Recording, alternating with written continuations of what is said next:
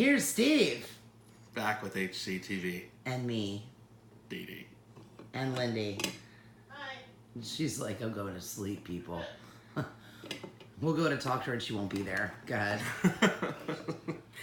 Okay, so what do you have here? This is a blade. You have it upside down. Flip the... Oh, well, sorry, it was right. No, the other end, dingbat. No. Oh, there we go. Show off its longness. Oh, jeez. There. No. I'm not saying, oh, my God. There it is. There it is. All right. So, basically, that piece was made using the same spellbinding process as the wood steel that was made by the Indians millennia ago, and that was a steel that was made in a what's that word I just said? In the crucible. In a crucible, and as they were making it in the crucible, the Indian shamans would cast spells and put power into it, which enabled that type of particular steel to be able to vanquish all evil entities, such as demons, evil djinn, evil vampires, werewolves, succubi, incubus, people, things. Yeah. Those types of things. And this was created by a group of assassins to do the same thing. Okay, so to just kill evil things. To kill evil things, but you can also do yeah. other things, such as you can draw your magic circle with it. It allows you to do protective circle, bloodletting, sacrifices, rituals, stuff, whatever you want to do with it. It's been used to do all that. So pretty good piece, and this is a demon killer. Yes, it is. Mm-hmm. I don't know how many of you are going to the convention, but whenever you see these things out of the corner of your eye, you could actually stab at that with that, whether you hit it or not. But you aim it, and it does kill them. Oh yeah, absolutely. I know, because I've had to kill a few. Seriously, yeah. And the one unit that I have that keeps like the darker stuff, mm-hmm. I went in there, I got swamped. No, seriously swamped.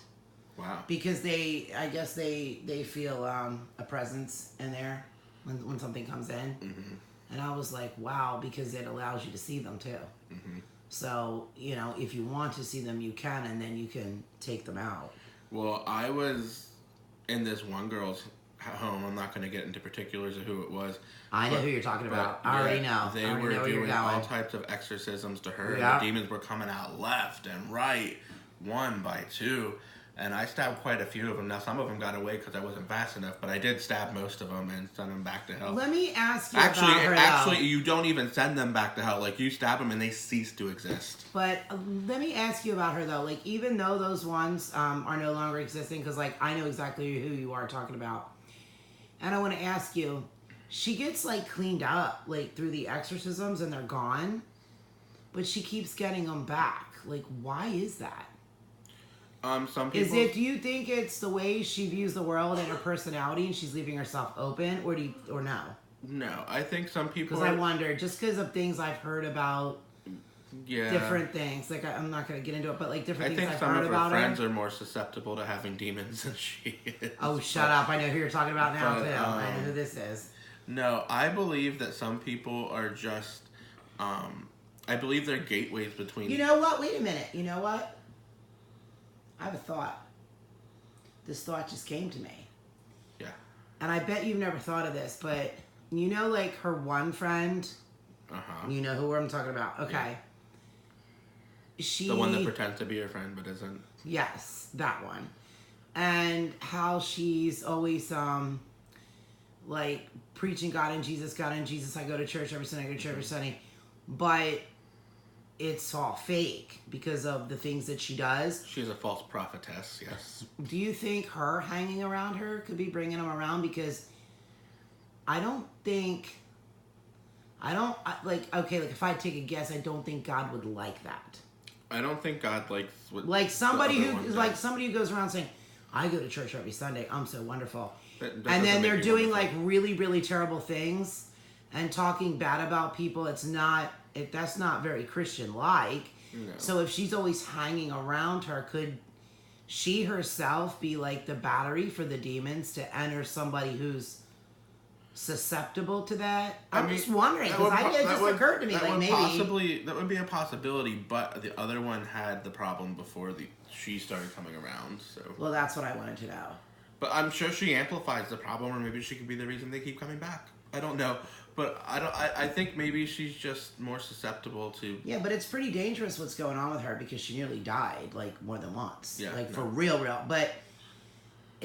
in the near-death experience that she's had, it also shows you that something higher above is keeping her alive, because on the last incident, and I don't want to say...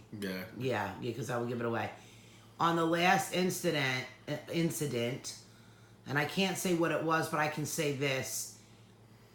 Seconds mattered for this girl to be kept alive.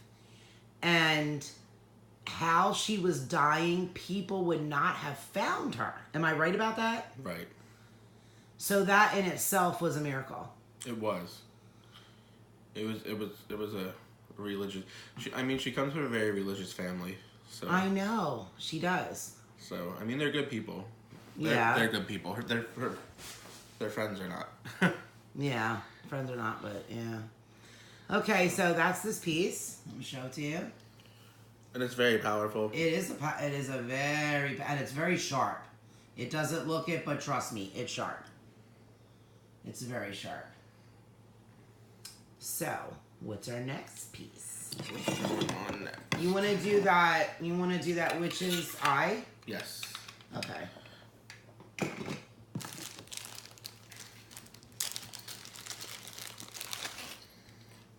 And this moves. Can you, like, lift that up and down? Mm-hmm. I'm 9 to get my nails done. Okay. So it's like one of those, like, okay, I got it. You see it? Yeah, and you can see the 2 dots in her eye. If you just move back and forth with the camera, it goes open. No, it won't. There it is. You can see that she looks right into you.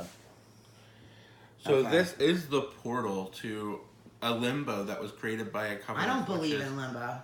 What's that? I don't believe in that. Okay, so it's I don't think it's limbo. I think it's it was like a holding realm for them. Yeah, like just another realm. I don't believe in the whole limbo thing at all. And the witches that are in there, there's 50 of them, and they come from the... Hold on, let me get my notes. They come from the... I don't know how to say this word because... Sarada. No, that's not the one I'm talking about. What's the other one? It's the Zagara Murdi witch coven, and there was a whole bunch of them. Originally, like over 300 were supposed to be charged and hung and, burnt for witchcraft. But a lot of them, I guess, renounced their witchcraft and took their vows and did penance and whatever else they had to do to escape. But 50 of them refused to. So those 50 did get burned. But what happened was they cast a spell upon their whole coven, so that when they would die, they would be locked into this realm, a holding realm, if you will. So that way, a magic could bring them back later on. And... we have that piece. This piece does summon the presence of 50 very powerful ancient. Now, how did the power get into that piece? Because that piece is from the 50s. Well, yeah, that piece is from the 50s, but it was just. I'm sorry, 60s. I'm sorry. 60s? Yeah, it's 50s, 60s, whatever. It was transferred. It was transferred into that power by one of their bloodline, one of their surviving bloodline. She didn't have any power because, again, she's part of the ones that renounced their witchcraft. Dee, stop. Renounced their witchcraft and did their penance. So she lost her power, but she knew that her coven had not. So she kept on transferring. That happened a long time ago, and they kept on passing it down, and it was giving them powers because they didn't have their powers because, again, they quit it. So we ended up with it, and that just happened to be the vessel that it's in this time. Okay. So, there it is. Now, the eye is... It does bewitch, too, right? Yeah, it does. Mm-hmm. Okay. And it will help you cast spells, do incantations, say chant. But they don't help... they don't help you to do it. They actually do it. The witches come through. Yeah, they do it. Yeah, sorry. When I say they help you, they do it for you. The witches come through and they cast your spells for you. Whatever kind of spell you want to cast. But I don't like calling it spells, though, with this piece because... it's not really a spell. We're just calling it that. They actually perform a supernatural power for you. Oh, yes. Now, when they were on the earth, it was spells. Well, yeah, but when they passed, it became part of them. It became an extremely powerful energy. Yes. A supernatural energy. Okay, so that's it, and we'll be back.